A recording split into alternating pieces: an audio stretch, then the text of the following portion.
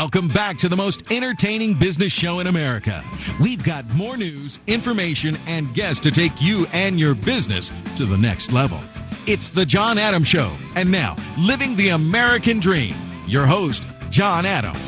And we are going to start the show this morning the same way we did yesterday morning. Right, Tom? No, you said I get to whine and complain today. I lied.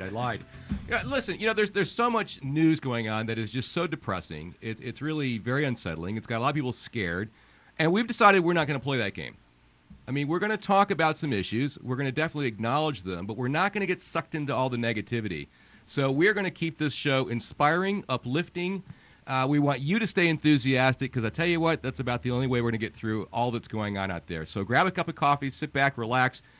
It is time for the John Adams Show. Tom Perry with me in the studio, of course. Thank you. I'll try and be optimistic today. Light, happy, and optimistic. Yes. All right, let's get right to it here. Yesterday we started our theme was about really what we can be doing with our businesses to kind of get through these maybe a little bit tougher times. Right. Don't you say? All right. So, but there are things that we can do that are within our power. I mean, that's part of what's depressing us. There's a lot of things happening out there by a lot of businesses, the government. We can't do a damn thing about it. We can drink heavily.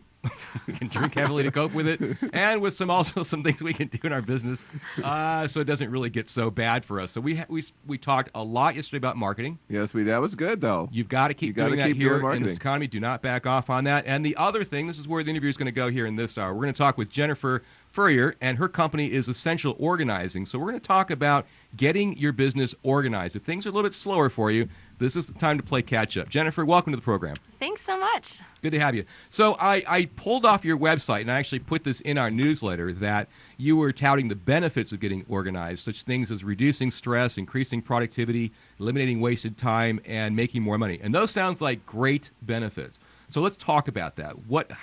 What's the connection between organizing and all these fantastic benefits? How do you see it? A couple of different things. Number one is that research shows that we're wasting more than an hour every single day just looking for things. So that's an hour that we could be out hitting the pavement, making more phone calls. You're just not wasting that time looking for things. I would kill for an extra hour. I've had girlfriends look for an hour for their keys in their purse. It's a different situation. And the purse is I would kill for an extra hour. Where are you seeing people being the most disorganized? In other words, what part of their business or their office are you seeing is the most disorganized, where they have an opportunity that they just clean this up, man, they'd get that extra hour? Hands down, email. Everybody is spending way too much time on email. We need to get our butts off email and focus on bottom line activities. But the other thing, though, we talk about this is that, and our experts are always telling us, look, it's about relationship building, it's about staying connected, it's social media, these kinds of things. I can't possibly keep up with the amount of emails that I get, and I feel like a real heel when I just let things sit for a few days. Okay. So how do I handle that? How do busy people with a lot of emails, how do we handle that? Well, that's a great question. A couple of different ways. One is maybe just systemizing the time that you're on it. So rather than every half an hour going and checking and seeing what's new in your inbox, taking 1 hour, maybe midday, and 1 hour, 5 o'clock at the end of the day, and just charging through one by one, knocking out, back to back email.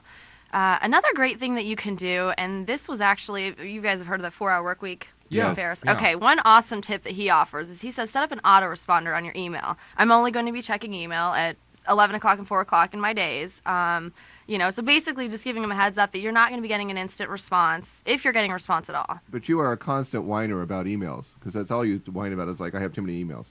Well, I don't know if I'm whining about it. I'm frustrated that I can't keep up with it because Sure. I feel I want to get back to people, and I kind of break your rule. I check email all the time because if somebody sends me an email that needs something, I need to respond right away. Right. I'm not always at my desk and being able to do that, but the times that I am, I want to kind of be but you have a as PDA. fast responder as I can. And we were talking about people with PDAs last week. I wrote a thing on it about, they're taking them to the bedroom and checking them in the middle of their, Yes. l'amour, if you will.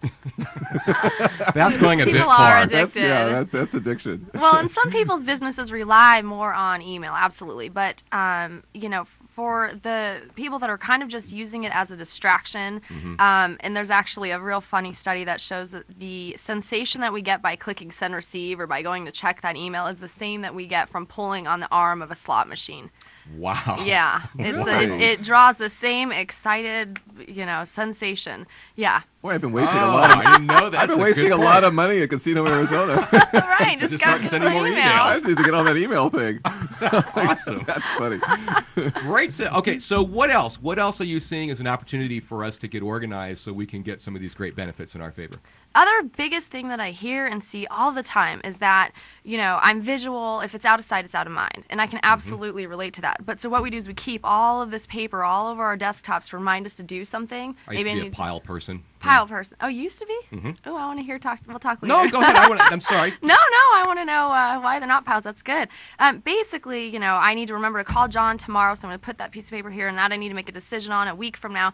But the reality is it's constantly distracting us so that we can never just focus on one thing. So keeping a clear desktop and diving into that one task without all these things calling our attention is huge.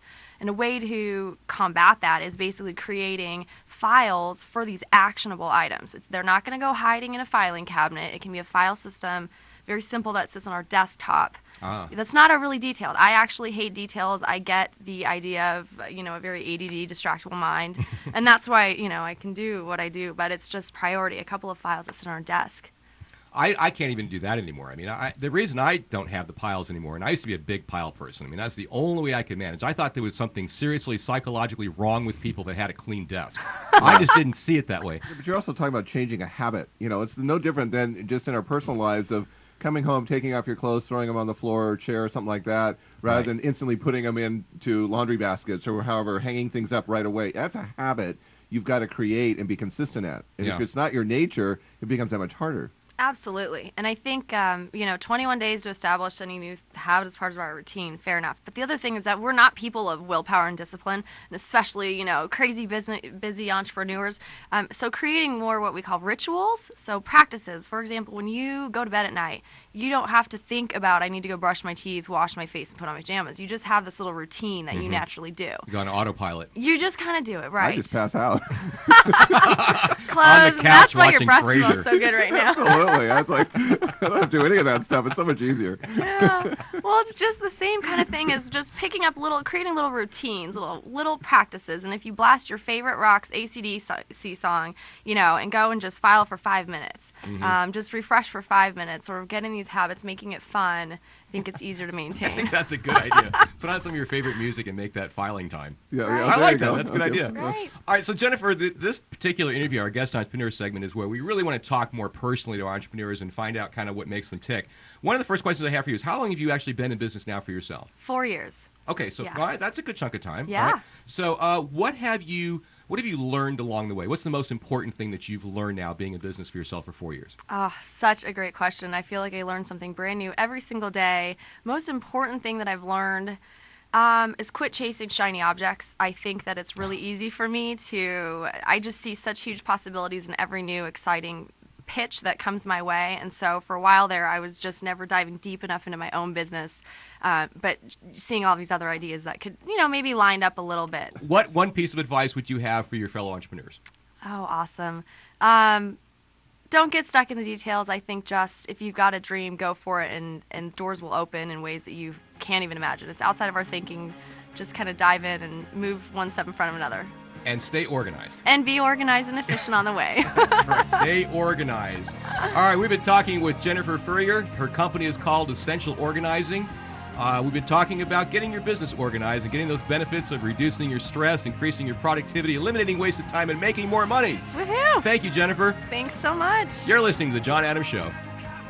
So Jennifer, how was that? How'd the interview go? That was awesome. It was a little scary. My hands were kind of sweaty. Heart was beating a little fast just because I'd never been in that setting before, but very exciting. Good experience. So what have some of the people you've worked with, what are they telling you has changed in their professional world or their personal life? I love when I hear people saying that they got to go to bed with a clear head, driving home feeling accomplished, excited, maybe driving home an hour earlier than they would have. I've had people tell me they actually sat with their kids and actually were hearing their stories versus running through in the back of their heads what they really didn't get done. I hear stories all the time about, oh, somebody called and they needed this and I knew just where to look and find it 2 seconds. So those kinds of stories I love. How long? All right, thanks a lot. Thank you.